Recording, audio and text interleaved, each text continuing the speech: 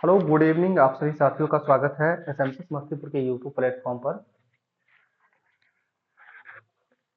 और जैसा कि आप सभी साथी देख रहे होंगे कंटिन्यू दो तीन रोज से वीडियो तो मिल रही है, कल नहीं मिल पाई, इसके लिए सॉरी। ठीक है, फिर आज से कंटिन्यू करते हैं और देखते हैं आज के लिए कुछ प्रश्न को। ऐत्रेय ब्राह्मण जो है यह किस वेद का ग्रंथ है? ऐत्रेय ब्राह्मण की बात करते हैं, यह किस वेद का ग्रंथ है? तो ऐत्रेय ब्राह्मण जो है यह ऋग्वेद का ग्रंथ है। ऐत्रेय और कौशिक ये दोनों जो है ऋग्वेद का ग्रंथ है। ठीक है, आगे बात करते गायत्री मंत्र का उल्लेख जो है किस वेद में मिलता है? तो गायत्री मंत्र का उल्लेख ऋग्वेद में मिलता है। अगर आपसे ये पूछा जाए गायत्री मंत्र का उल्लेख जो है ऋग्वेद के किस मंडल में मिलता है? ठीक है, तो ये आप सभी के लिए बहुत ही आसान प्रश्न है, कमेंट करके बताइएगा। ठीक है, आगे बात करते हैं मौर्यकालीन इतिहास को जानने में जो है प्रमुख साधन माने जाते हैं। तो मौर्य काल के इतिहास के बारे में जानने के लिए बहुत सारे पुस्तकें हैं जिससे मौर्य काल के बारे में आप जान सकते हैं। जिसमें से मुद्रा राक्षस इंपॉर्टेंट है कि मुद्रा राक्षस के लेखक कौन है? तो विशाख दत्त। और ये पूछा जाता है कि मुद्रा राक्षस पुस्तक में जो है किस वंश से संबंधित जानकारी मिलती है? तो मौर्य वंश से संबंधित जानकारी मिलती है। आगे बात करते हैं बृहत कथा मंजरी। तो बृहत कथा मंजरी के लेखक क्षेमेंद्र है। कौन है? क्षेमेंद्र है। और बृहत कथा मंजरी में जो है मौर्यकालीन प्रशासन के बारे में जानकारी मिलती है।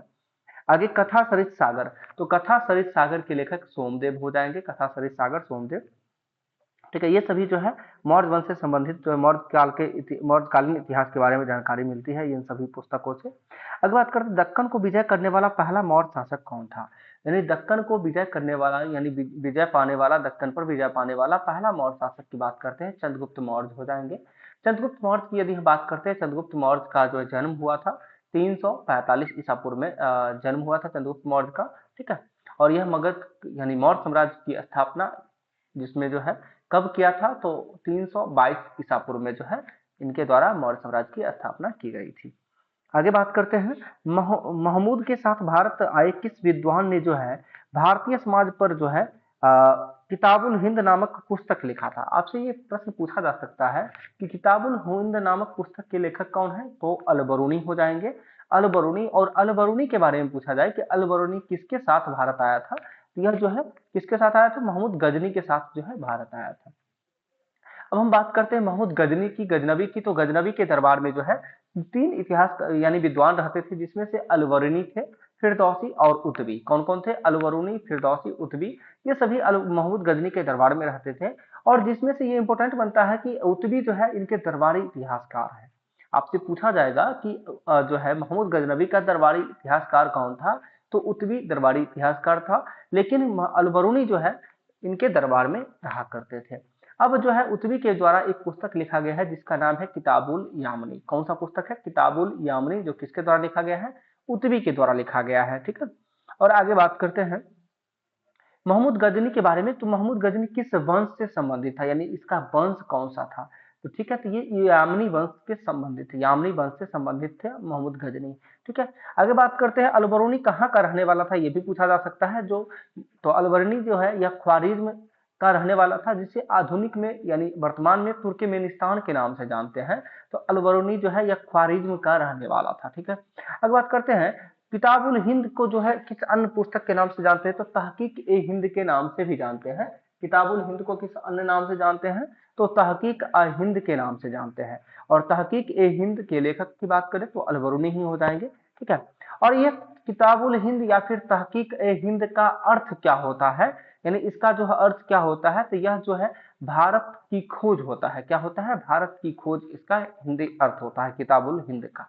ठीक है, आगे बात करते हैं किसके अनुसार जो है गजनी ने भारत पर 17 बार आक्रमण किया था? महमूद गजनी के बारे में पूछा कहा जा रहा है कि 17 बार गजनी भारत पर आक्रमण किया था। यह कथन किसका है?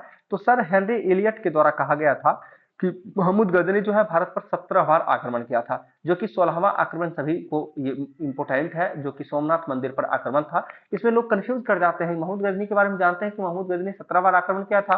तो पूछा जाता है महमूद गजनी के द्वारा जो है सोमनाथ मंदिर पर आक्रमण जो किया गया था वो क्यावां आक्रमण था?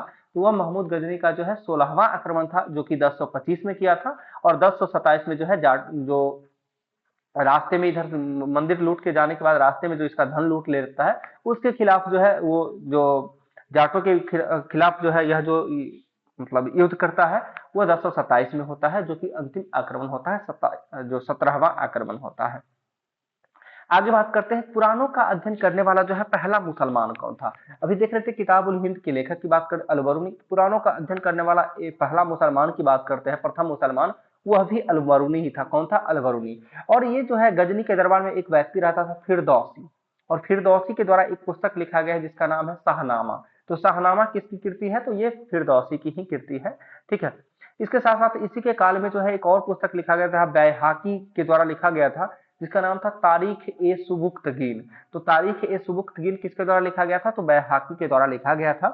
ठीक है। और तारीख ए हिंद बैहाकी के द्वारा जो लिखा गया था, इसका अंग्रेजी में अनुवाद जो है किसके द्वारा किया गया था? तो अंग्रेजी अनुवाद जो है एडवर्ड सचाऊ के द्वारा किया गया था। तारीख ए हिंद का अंग्रेजी अनुवाद जो है एडवर्ड सचाऊ के द्वारा किया गया था। और आगे बात करते हैं, तारीख ए हिंद का जो है हिंदी अनुवाद किसके द्वारा किया गया था? तो रजनीकांत शर्मा के द्वारा जो है हिंदी अनुवाद किया गया था। तारीख ए हिंद का हिंदी अनुवाद किसके द्वारा? रजनीकांत शर्मा के द्वारा। ये काफी हो गया एक टॉपिक से रिलेटेड प्रश्न। और बात जब हम अलबरनी का कर ही लिए, यानी तो इसके बारे में पूरा हम जान लेते हैं थोड़ा सा। ठीक है। अलवरी यानी मोहम्मद गजनी।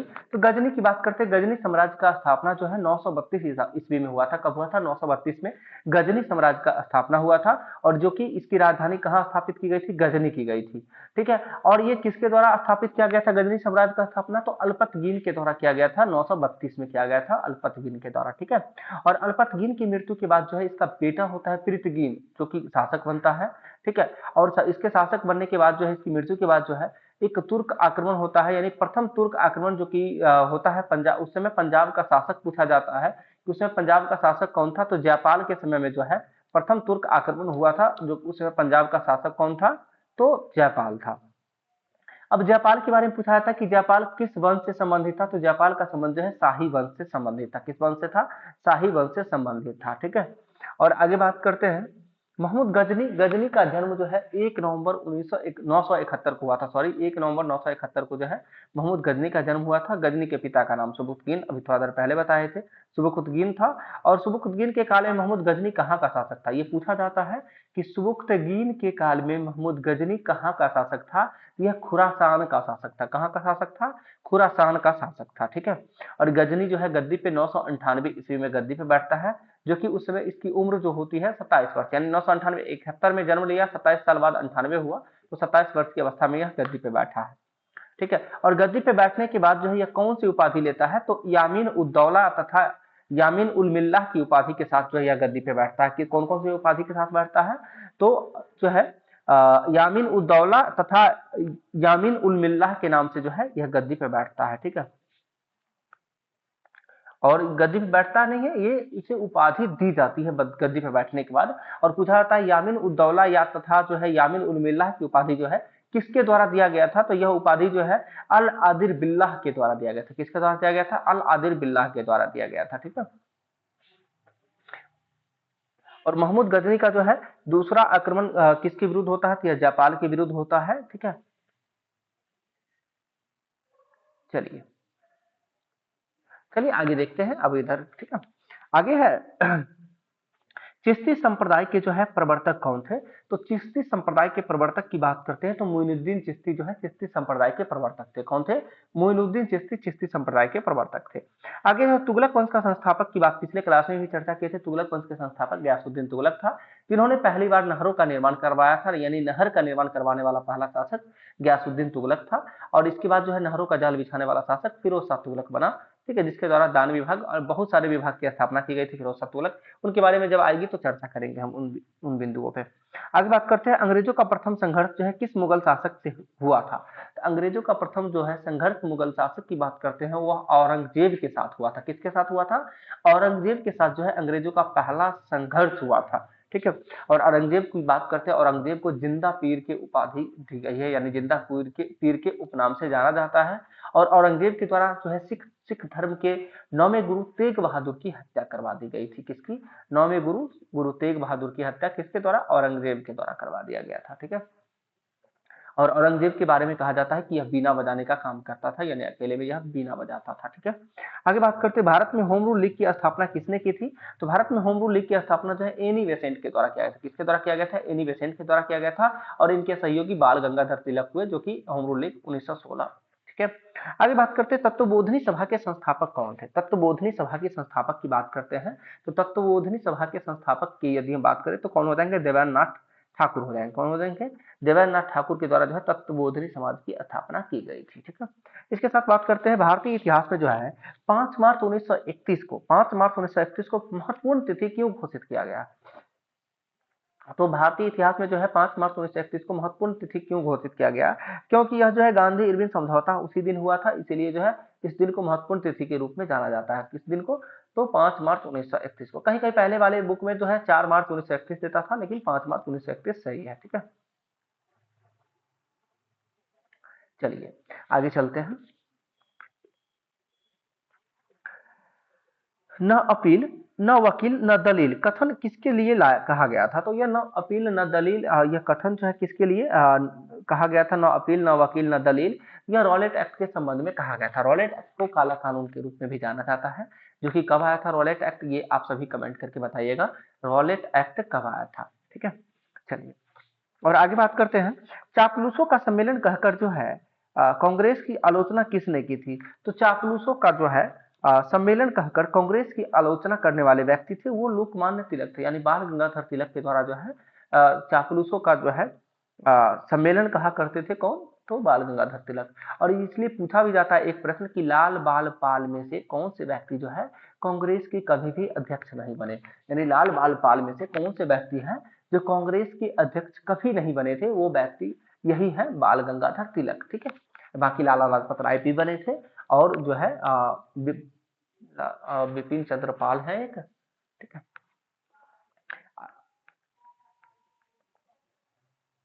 आगे बात करते हैं एशियाटिक सोसाइटी के स्थापक जो है संस्थापक नहीं सॉरी, ये लाल बाल पाल में से क्यों नहीं? लाल बाल पाल कौन थे वो तो पूछा जा रहा है, जिसमें से जो है बिपिन चंद्र पाल भी नहीं बने थे और बाल गंगाधर तिलक थे, उसमें से कौन से व्यक्ति कांग्रेस के अध्यक्ष बने थे? वो लाला लाजपत राय हो जाएंगे, जो कि 1920 के विशेष अधिवेशन की अध्यक्षता किए थे लाला लाजपत राय के द्वारा किया गया था। ठीक है, आगे बात करते हैं एशियाटिक सोसाइटी की स्थापना जो है किसके द्वारा किया गया था?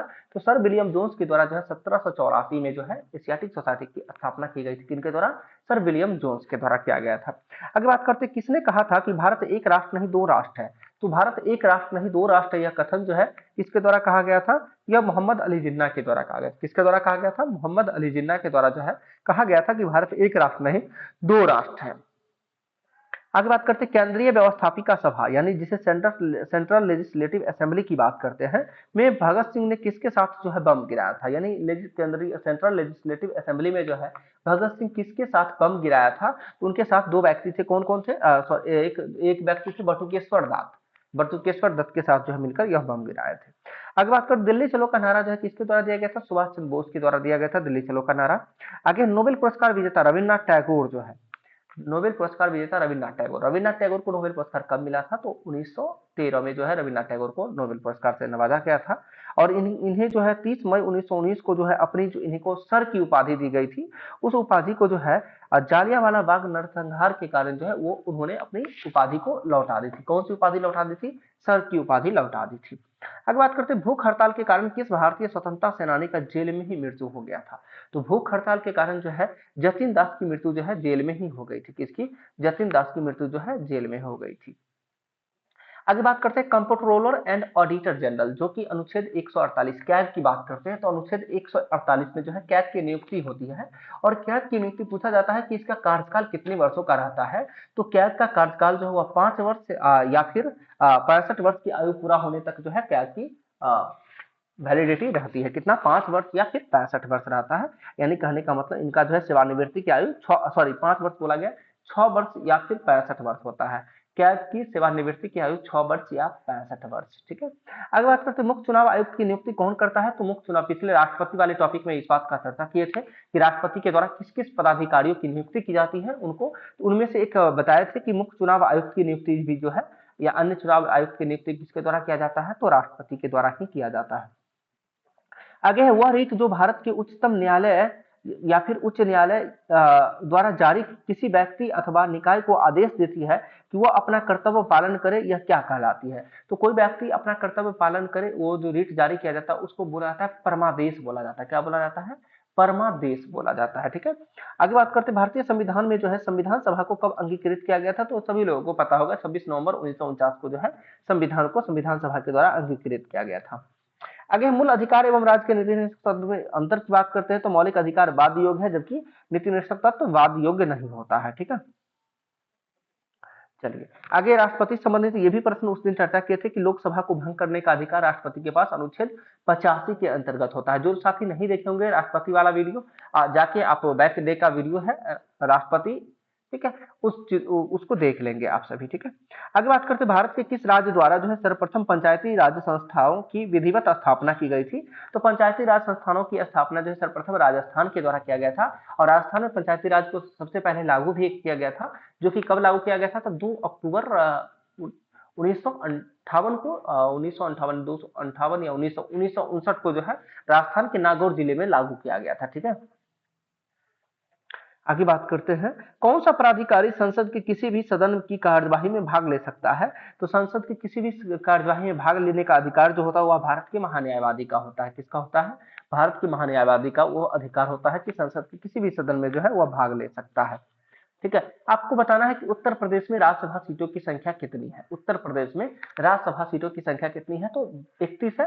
और लोकसभा की संख्या अगर पूछा जाए कि उत्तर प्रदेश में लोकसभा सीटों की संख्या कितनी है जो कि सर्वाधिक है, आप सभी को कमेंट करके बताना है कि उत्तर प्रदेश में लोकसभा सीटों की संख्या कितनी है। ठीक है, राज्यसभा 31, लोकसभा बताना है, क्योंकि अभी लोकसभा का चुनाव भी चल रहा है, तो आप हम उम्मीद करते हैं आप सभी को इसकी जानकारी होनी चाहिए। ठीक है, चलिए आगे बात करते हैं मालदीव जो है किस महासागर का द्वीप है? तो मालदीव जो है यह किस महासागर का द्वीप समूह है? तो मालदीव की बात करते हैं हिंद महासागर का द्वीप समूह है। मालदीव किस महासागर का हो जाएगा? हिंद महासागर का द्वीप समूह है। आगे बात करते हैं भारत के दक्षिणतम छोर का जो है नाम क्या है? तो भारत का दक्षिणतम छोर की बात करते हैं तो जिसे हम इंदिरा पॉइंट के नाम से जानते हैं। भारत के दक्षिणतम छोर को किस नाम से जानते हैं? इंदिरा पॉइंट के नाम से जानते हैं, और भारत जिसे दक्षिणतम बिंदु के रूप में भी जानते हैं। और मुख्य भारत की दक्षिणतम बिंदु की बात करते हैं तो मुख्य भारत की दक्षिणतम बिंदु जो हो जाएगी वह कन्याकुमारी हो जाएगी। कौन सी हो जाएगी? कन्याकुमारी। और अगर सीधे सीधे पूछा जाए कि भारत का दक्षिणतम बिंदु कौन सा है तो वह इंदिरा पॉइंट है। अगर उत्तरतम बिंदु पूछा जाए कि उत्तर में भारत के उत्तर में जो है उत्तरतम बिंदु कौन है, तो वो उसकी बात करें तो इंदिरा कॉल हो जाएगा। कौन हो जाएगा? इंदिरा कॉल हो जाएगा। अगर बात करते हैं पूरब की बात करते हैं तो पूरब में जो है यानी पूरब में जो है भारत का सबसे अंतिम बिंदु कौन सा है, और पश्चिम में कौन सा है, तो ये आप सभी को बताना है। पूर्व पश्चिम बताना, उत्तर दक्षिण मैंने बता दिया है कि उत्तर में इंदिरा कॉल, दक्षिण में क्या हो जाएगा आपका इंदिरा पॉइंट हो जाएगा, और दक्षिणतम बिंदु मुख्य भारत की दक्षिणतम बिंदु की बात करें तो कन्याकुमारी हो जाएगा। ठीक है, और ये वालांगू किबुथु ये आप इसको डिसाइड कर लीजिएगा। पूर्वोत्तर बिंदु और दक्षिण पश्चिमतम बिंदु जो है ये दोनों आप सभी को कमेंट करना है। ठीक है, चलिए आगे बात करते हैं सुएज नहर जो है किन दो सागरों को जोड़ने का काम करती है? तो सुएज नहर जो है लाल सागर और जो है भूमध्य सागर को जोड़ने का काम करती है। ठीक है, जो लोग जिनका जिनका कमेंट रहेगा उनके कमेंट को उनको हम कल एक तरह से बोला जाए तो उनका नाम जो है ऊपर इस वीडियो के कमेंट का स्क्रीनशॉट उस वीडियो के स्टार्टिंग में दिखेगा। ठीक है, इसलिए कोशिश करिएगा सभी लोग जवाब देने का। बहुत ही आसान आसान प्रश्न आप लोगों के लिए छोड़ रहे हैं। ठीक है, आगे बात करते हैं नाथुला दर्रा जो है भारत की किस राज्य में स्थित है? तो नाथुला दर्रा जो कि सिक्किम में है। सुएज नहर किस किस को जोड़ता है? तो लाल सागर और भूमध्य सागर को जो है जोड़ने का काम करती है। आगे बात करते हैं लोकटक झील जो है किस राज्य में पड़ता है? तो मणिपुर में पड़ता है लोकटक झील, जिस पर जो है लोकटक झील पर जो है एक जल विद्युत परियोजना का निर्माण किया गया था जो कि वह जो है मणिपुर में है। आगे बात करते हैं जम्मू से श्रीनगर राजमार्ग पर जो है जवाहर सुरंग जो है ये किस पर्वत श्रेणी से संबंधित है? यानी कुल मिला के आपसे ये पूछा गया कि जवाहर सुरंग जो है ये किस पर्वत श्रेणी का भाग है? तो यह पीर पंजाल श्रेणी से संबंधित है, पीर पंजाल श्रेणी का भाग है। आगे है बात करते दक्षिण मध्य रेलवे का मुख्यालय कहाँ है? तो दक्षिण मध्य रेलवे की मुख्यालय की बात करते हैं तो सिकंदराबाद दक्षिण मध्य रेलवे का मुख्यालय है। और मेरा साउदर्न रेलवे यानी कि दक्षिण रेलवे का मुख्यालय की बात करते हैं तो कहाँ हो जाएगा? चेन्नई। ठीक है, आगे बात करते हैं कौन सा नगर जो है जापान का पिट्सबर्ग कहलाता है? तो जापान का पिट्सबर्ग कहलाने वाला नगर की बात करते हैं तो वो ओसाका हो जाए। कौन सा नगर होगा?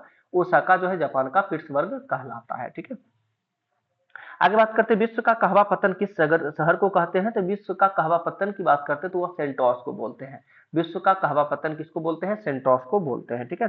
दंड कारण्य परियोजना की बात करते हैं, दंड कारण्य परियोजना जो है यह किस राज्य में पड़ता है, तो दंड कारण्य परियोजना जो है यह छत्तीसगढ़ में पड़ता है और छत्तीसगढ़ के बस्तर जिला में पड़ता है। किस जिला में पड़ता है, छत्तीसगढ़ के बस्तर जिला में जो है दंड कारण प्रोजेक्ट पड़ता है। दंड कारण्य प्रोजेक्ट छत्तीसगढ़ के बस्तर जिले में, बस्तर, ठीक है।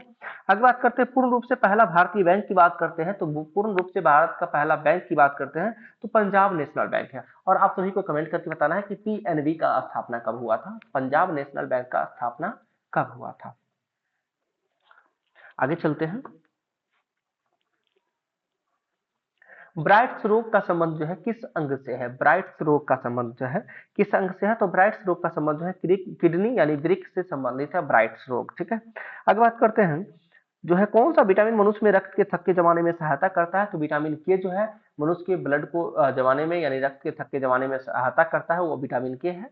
और विटामिन के का रासायनिक नाम की बात करते हैं फिलोक्विनोन जो है विटामिन के का रासायनिक नाम हो जाएगा, ठीक है। दूरदृष्टि की बात करते हैं, हाइपरमेट्रोपिया रोग को जो है ठीक करने के लिए कौन सा लेंस का प्रयोग किया जाता है, यानी दूरदृष्टि को जो है दूर करने के लिए किस लेंस का प्रयोग करते हैं, तो दूरदृष्टि के लिए जो है उत्तल लेंस का प्रयोग करते हैं और निकट दृष्टि दोष के लिए जो है किसका प्रयोग करते हैं, तो अवतल लेंस का प्रयोग करते हैं, ठीक है। और जरा दृष्टि दोष को दूर करने के लिए किस लेंस का प्रयोग करते हैं, आप सभी कमेंट कीजिएगा, ओके। आगे बात करते हैं पीडियाट्रिक्स किससे संबंधित होता है, तो पीडियाट्रिक्स जो है वो शिशु रोग से संबंधित होता है पीडियाट्रिक्स, ठीक है। आगे बात करते हैं पौधे जो है नाइट्रोजन का उपयोग किस रूप में करता है, तो पौधे नाइट्रोजन का उपयोग जो है नाइट्रेट के रूप में करता है, किस रूप में करता है, नाइट्रेट के रूप में करता है। आगे बात करते हैं राज्यसभा की बात अभी थोड़ी देर पहले कर रहे थे कि राज्यसभा में जो है जो कि उत्तर प्रदेश में राज्यसभा की संख्या 31 है, दूसरे स्थान पे महाराष्ट्र जिसमें 19 है, और इसके बाद की बात करते हैं पश्चिम बंगाल और बिहार। पश्चिम बंगाल और बिहार में जो है राज्यसभा सीटों की संख्या 16 है, जिसमें बिहार में लोकसभा सीटों की संख्या की बात करते हैं 40 सीट जो है लोकसभा की है और राज्यसभा की कितना हो जाएगा, 16 हो जाएगा। विधानसभा की बात करते हैं 243 और इसके साथ साथ विधान परिषद की बात करते हैं तो बिहार में विधान परिषद सीटों की संख्या कितनी है यह आप सभी बताइएगा कमेंट करके, ठीक है। तो ये भी जान लीजिए कि बिहार में विधान परिषद की संख्या जो है कितना है, 75 है। बिहार में 75, महाराष्ट्र में 78, कर्नाटक में 75 और उत्तर प्रदेश में विधान परिषद 100 कहीं कहीं 99 देता है। आंध्र प्रदेश में 55 या सॉरी आंध्र प्रदेश में जो है 50 पहले देता था, अब 58 देने लगा है। तो आंध्र प्रदेश में विधान परिषद की संख्या 58 और तेलंगाना जो कि विधान परिषद की संख्या 40, ठीक है। तो ये जान लीजिए कि वर्तमान में 6 राज्यों में जो है विधान परिषद स्थित है, ठीक, विधान परिषद है। आगे वनस्पति घी के निर्माण में कौन सी गैस प्रयोग की जाती है, तो वनस्पति घी के निर्माण में कौन सी गैस प्रयोग की जाती है, हाइड्रोजन प्रयोग की जाती है, ठीक है। आप सभी को बताना मध्य प्रदेश में राज्यसभा सीटों की संख्या कितनी है, तो मध्य प्रदेश में 11 है। राज्यसभा सीटों की संख्या कितना है, मध्य प्रदेश में 11, मध्य प्रदेश में 11 है, आंध्र प्रदेश में 11 है, गुजरात में 11 है। ये 3 राज्य में जो है राज्यसभा सीटों की संख्या 11, कौन कौन, मध्य प्रदेश, इसके साथ साथ आंध्र प्रदेश और गुजरात, इन तीनों में जो है राज्यसभा की संख्या 11 है। हमेशा विधान विधान आ रहा है। चलिए, तो राज्यसभा की सदस्यता के लिए न्यूनतम आयु कितना होता है, तो राज्यसभा के लिए 30 वर्ष न्यूनतम आयु होती है। राज्यसभा एक जो है कैसा सदन होता है, तो एक अस्थायी सदन होता है जिसे ऊपरी सदन के रूप में भी जाना जाता है, जिसे कभी भंग नहीं किया जाता है। राज्यसभा को कभी भंग नहीं किया जा सकता है। राज्यसभा एक अस्थायी सदन होता है जिसे ऊपरी सदन के रूप में जाना जाता है, ठीक है। आगे बात करते हैं राज्यसभा के सदस्यों का कार्यकाल की बात करते हैं, तो राज्यसभा के सदस्यों का कार्यकाल जो होता है वह 6 वर्षों का कार्यकाल होता है। कितने वर्षों का कार्यकाल होता है, 6 वर्ष का कार्यकाल होता है, लेकिन प्रत्येक 2 वर्ष पर इसके 1/3 सदस्य को जो है सेवानिवृत्त हो जाते हैं, यानी कि प्रत्येक 2 साल पे जो है 1/3 सदस्य जो है सेवानिवृत्त होते हैं। यह अनुच्छेद 83 के 1 के अंतर्गत आता है। यानी राज्यसभा के जो सदस्यों की आयु जो सेवानिवृत्ति की आयु होती है, कार्यकाल होता है वह 6 वर्ष का होता है, लेकिन यानी प्रत्येक 2 वर्ष पर जो है 1/3 सदस्य जो है सेवानिवृत्त होते हैं और ऐसा अनुच्छेद आर्टिकल 83 यानी 83 के 1 के अंतर्गत कहा गया है, ठीक है। आगे बात करते हैं भारत जो है का उपराष्ट्रपति राज्यसभा का पदेन सभापति होता है। यह अनुच्छेद 89 के 1 के द्वारा कहा गया है कि भारत के जो है उपराष्ट्रपति जो होंगे वह राज्यसभा के सभापति होंगे, ठीक है। और राज्यसभा के सदस्यों में से जो है अपने में से किसी एक सदस्य को जो है राज्यसभा उपसभापति चुन लेता है, यानी उपसभापति की बात करते हैं, सभापति 89 के 1 के अंतर्गत है, और उपसभापति की बात करते हैं तो 89 के 2 के अंतर्गत उपसभापति के बारे में जानते हैं। ठीक है, जो कि किसी एक उसी अपने सदस्यों में से किसी एक को उपसभापति चुनते हैं। ठीक है, चलिए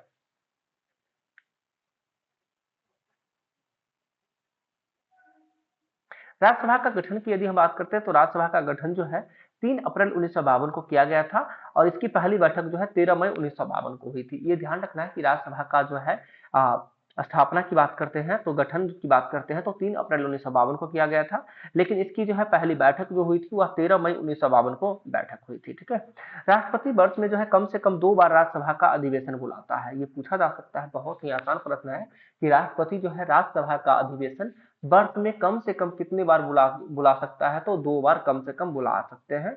और इन अधिवेशनों में जो है 6 माह से अधिक का अंतर नहीं होना चाहिए, यानी 6 महीने में एक बार, यानी 6 महीने से अधिक का अंतर नहीं होना चाहिए। ठीक है, चलिए आगे देखते हैं।